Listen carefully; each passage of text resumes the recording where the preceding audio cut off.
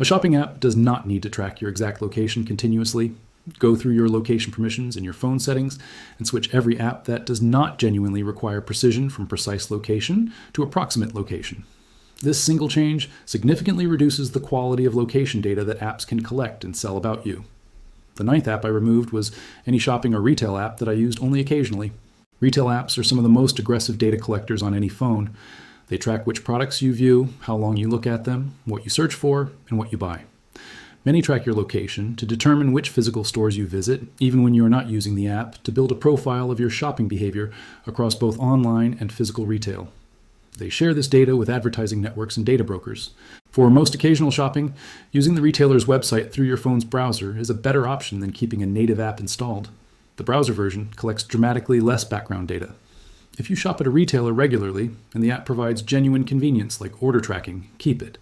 But remove the background location permission and review all its permissions carefully. The practical steps behind all of these decisions come down to one habit that every security professional develops. Before installing any new app, ask 3 questions. What permissions does this app request? Does the app actually need those permissions to do its job? If I grant those permissions, am I comfortable with this company having that access to my phone and my data indefinitely?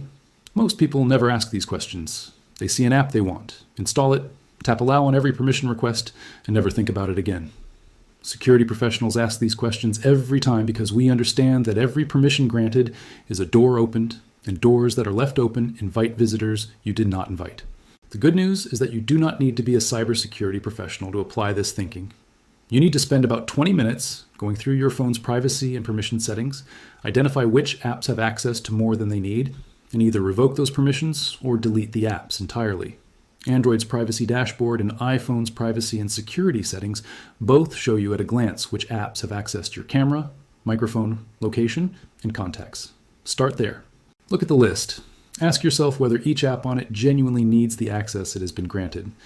The 9 categories in this video are not an exhaustive list. They are the ones that, in my professional experience, create the highest risk for the most people. Free VPNs that sell your data instead of protecting it, flashlight apps with unnecessary permissions, weather apps that continuously sell your location, unused apps with active permissions, apps with contact access they do not need, social media native apps collecting passive background data, keyboards with full access to everything you type, apps with precise location when approximate is sufficient, retail apps tracking your physical movements. Remove these from your phone, and you have significantly reduced your exposure to the most common forms of mobile data collection and privacy risk in 2026. One thing that surprises people when they first do this kind of audit is how quickly it changes the way they think about every app they download in the future. Once you have gone through your phone and removed apps that were collecting more than they needed, you start approaching new app installs differently. You read the permission requests before tapping allow. You check the app's privacy policy, or at least the summary of it, before deciding whether to install. You ask whether there is a browser-based alternative that would give you the same functionality without the background data collection. This shift in thinking is actually the most valuable outcome of the audit. The specific apps you delete matter less than the habit of questioning what you install and what you allow. Cybersecurity professionals are not just more careful about which apps they keep, they are more careful about which apps they install in the first place, because they understand that every install is a decision about who you are giving access to your digital life. The 2026 updates to Android 17 and iOS have made some of this easier. Android 17 now removes accessibility permissions from apps that are not genuine accessibility tools, which closes one of the most exploited permission categories that malicious apps abuse.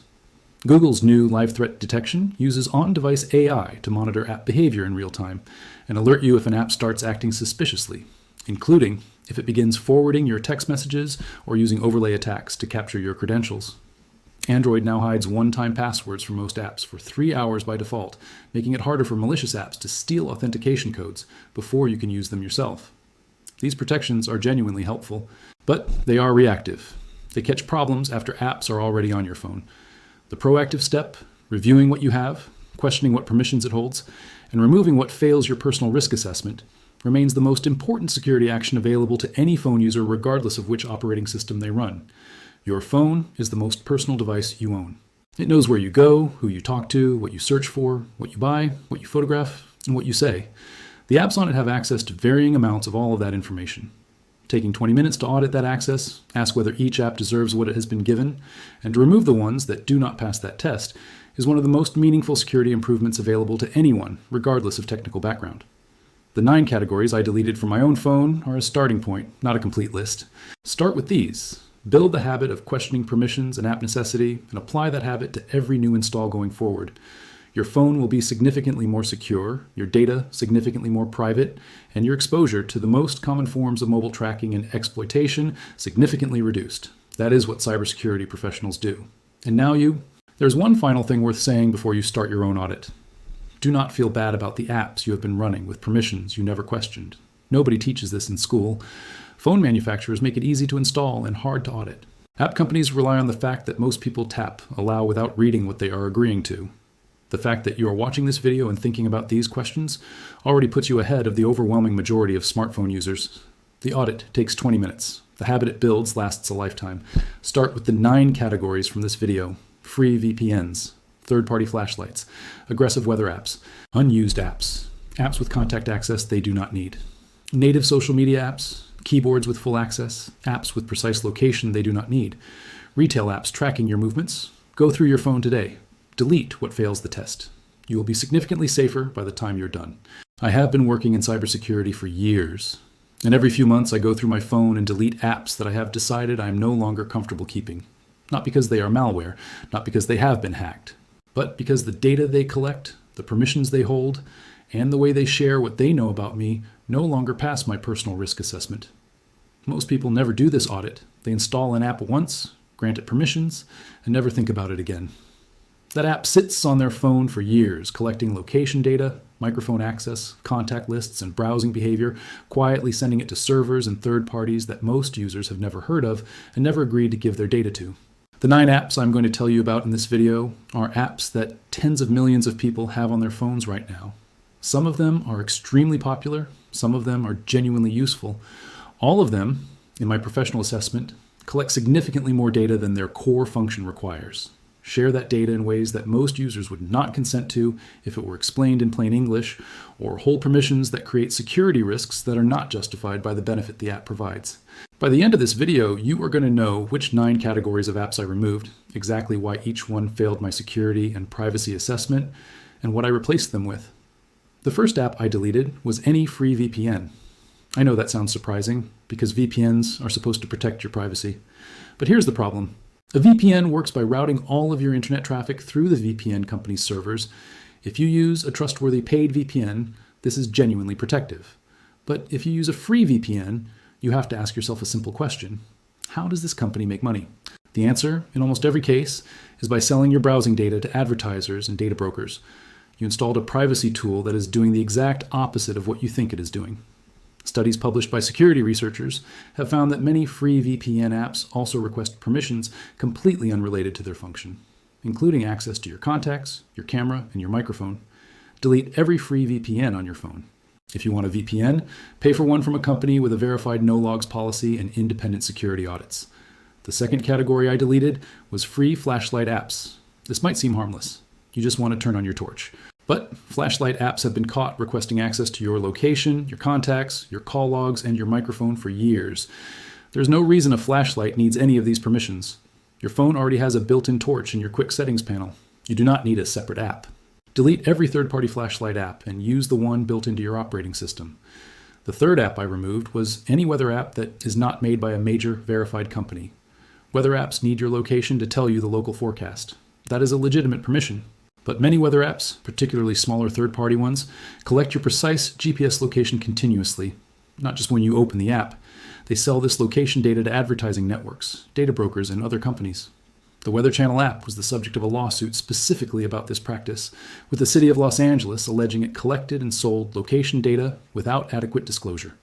Use the built-in weather app on your phone, which is made by Apple or Google, or choose a well-reviewed app from a major provider you can verify. Turn off location access for any weather app you keep and switch it to while using only. The fourth category I deleted was apps I had not opened in more than 3 months. This one is not about any specific app. It is about a principle. Every app on your phone that has permissions granted is a potential security risk, even when you're not using it. If an app has access to your microphone and you have not opened it in 6 months, that access still exists. If the app company is later acquired by a data broker, or if the app is later updated to behave differently, your permissions are still active. Go through your phone right now and identify every app you have not opened in the last 90 days. Delete each one. If you need it again, reinstall it. The reinstall takes 30 seconds. The risk reduction from removing unused apps is significant. The fifth app I removed was any app that asked for access to my contacts without a clear reason. Your contact list is one of the most sensitive databases on your phone. It contains the names, phone numbers, email addresses, and sometimes personal notes about everyone you know. When an app uploads your contact list to its servers, it is collecting data not just about you, but about every person in your list, none of whom consented to share their information with that app company. Many apps request contact access for no good reason. Games request it, shopping apps request it, entertainment apps request it. Unless an app has a clear and obvious reason to access your contacts, like a messaging app or a phone dialer, deny that permission, and if the app will not function without it, delete it. The sixth category I deleted was social media apps on my phone. Now, I am not saying you should stop using social media. That is your choice. But the native apps for major social platforms are among the most data-hungry software on any phone. They run in the background continuously. They track your location even when you're not using them. They monitor which other apps you have installed. They collect data about your device, your network, and your behavior patterns. A well-documented approach used by many security professionals is to access social media through your phone's browser rather than through native apps. You get the same content and functionality, but the browser version has significantly fewer background permissions and cannot collect nearly as much passive data. Delete the native app and bookmark the website instead. The seventh app I removed was any third-party keyboard app that had been granted full access. We covered this topic in a previous video, but it deserves mention here. A keyboard app with full access can see everything you type, every password, every message, every credit card number you enter anywhere on your phone. In 2023, security researchers at Citizen Lab documented that 8 out of 9 popular third-party keyboard apps transmitted keystroke data with little or no encryption. If you use a third-party keyboard, go to your settings right now and check whether it has full access enabled. If it does, turn that off. If the keyboard does not function without it, switch to your phone's built-in keyboard, which is made by Apple or Google and does not transmit your keystrokes to external servers. The eighth category I deleted was any app requesting precise location when only approximate location was needed. Android 12 introduced the ability to grant apps approximate location instead of precise GPS location. iOS has had this feature for several versions. Approximate location tells an app what general region you are in without giving it your exact address and movement patterns.